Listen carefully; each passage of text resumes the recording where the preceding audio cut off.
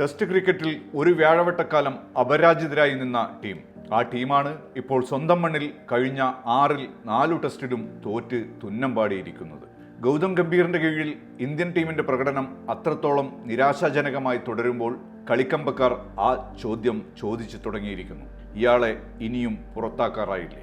കുത്തിത്തിരിയുന്ന പിച്ചുകളുണ്ടാക്കി തിണ്ണമിടുക്കിൽ ജയിച്ചു കയറാമെന്ന ഗംഭീറിയൻ ആശയങ്ങളാണ് ഈഡൻ ഗാർഡനിൽ 8 നിലയിൽ പൊട്ടിയത്.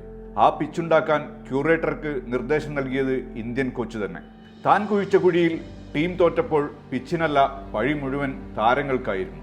തെമ്പ ബാവുമയും സംഘവും നെഞ്ചുവിരിച്ചു നിന്നപ്പോൾ നമ്മൾ ചരിത്ര പരാജയത്തിന്റെ നാണക്കേടിലമർന്നു. ഗംഭീറും ചീഫ് സെലക്ടർ അജിത് അഗാർക്കറും ചേർന്ന നെക്സസ് ആണിപ്പോൾ കാര്യങ്ങൾ ഏകപക്ഷീയമായി തീരുമാനിക്കുന്നതെന്ന ആരോപണം ശക്തമായി കഴിഞ്ഞു. ജെന്റിൽമാൻമാരുടെ കളിയെന്ന് വിവക്ഷിക്കപ്പെടുന്ന ക്രിക്കറ്റിൽ ഒട്ടും ജെന്റിലല്ല കാര്യങ്ങൾ. ഇഷ്ടക്കാരെ തിരികെക്കയറ്റിയും തീർത്തും അർഹരായിട്ട് പോലും ഇഷ്ടമില്ലാത്തവരെ പടിക്ക് പുറത്താക്കിയും ടീം മാനേജ്മെന്റിന്റെ ബൗൺസറുകൾ.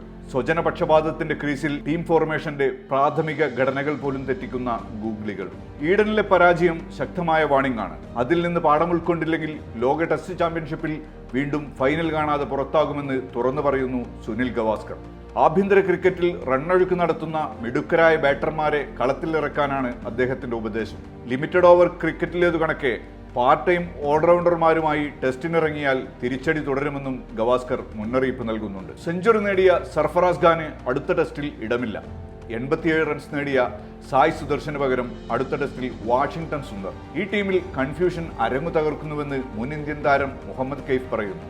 മികച്ച ഫോമിലുള്ള മുഹമ്മദ് ഷമിക്കിടമില്ല. 2020-ലും ഏകദിനത്തിലും ഉജ്ജ്വല ഫോമിലുള്ള സഞ്ജു സാംസണിനെ പുറത്തിരുത്തുന്നു. അശ്വിന്റെ കരിയർ ഏറെക്കുറെ അവസാനിപ്പിച്ചു. വിരാട് കോഹ്ലിയെയും രോഹിത് ശർമ്മയെയും പുറത്താക്കാൻ അണിയറ നീക്കങ്ങൾക്ക് ചരട് വലിക്കുന്നു. ടീമിന്റെ താൽപര്യങ്ങൾക്കപ്പുറം ഇഷ്ടക്കാരനായ ശുഭ്മൻ ഗില്ലിന്റെ കരിയറിനും ക്യാപ്റ്റൻസിക്കും പ്രാമുഖ്യം. ശ്രേയസ് അയ്യരെ നിരന്തരം തഴയുന്നു തുടങ്ങി വിമർശനങ്ങൾ ഒരുപാടുണ്ട്. താരതമ്യേന വലിയ പ്രൊഫൈലൊന്നുമില്ലാത്ത സീതാൻഷു കൊടക്കും അഭിഷേക് നായരുമൊക്കെ സഹപരിശീലകരായെത്തുന്നതിന്റെ മാനദണ്ഡം മുൻ താരങ്ങളടക്കമുള്ളവർ ചോദ്യം ചെയ്യുന്നു. പ്രതിഭകൾക്ക് പഞ്ഞമില്ലാത്ത നാടാണ് നമ്മുടേത്. 18 കളികളിൽ 7 ജയം മാത്രമുള്ള ഈ പരിശീലകനെ ഇനിയും ഇന്ത്യ പേറണോ? 8 വർഷത്തെ കോച്ചിംഗ് പരിചയവും ക്രിക്കറ്റിൽ ഗംഭീറിനേക്കാൾ 2 മടങ്ങിലേറെ റൺ ശേഖരവുമുള്ള VVS ലക്ഷ്മൺ അടക്കമുള്ളവർ തയ്യാറായി ഇരിപ്പുണ്ട്. സ്വജനപക്ഷപാതം അതിന്റെ പരകോടിയിൽ നിൽക്കെ ടീമിനെ തോൽവിയിൽ നിന്നും തോൽവിയിലേക്ക് നയിക്കുന്ന ഈ കോച്ചിനെ പുറത്താക്കാൻ BCCI ഊറ്റം കാണിക്കണം. നിലവിലെ സാഹചര്യത്തിൽ ഇന്ത്യൻ ക്രിക്കറ്റിന് അത് നല്ല വാർത്തയായിരിക്കുമെന്ന് ഉറപ്പ്.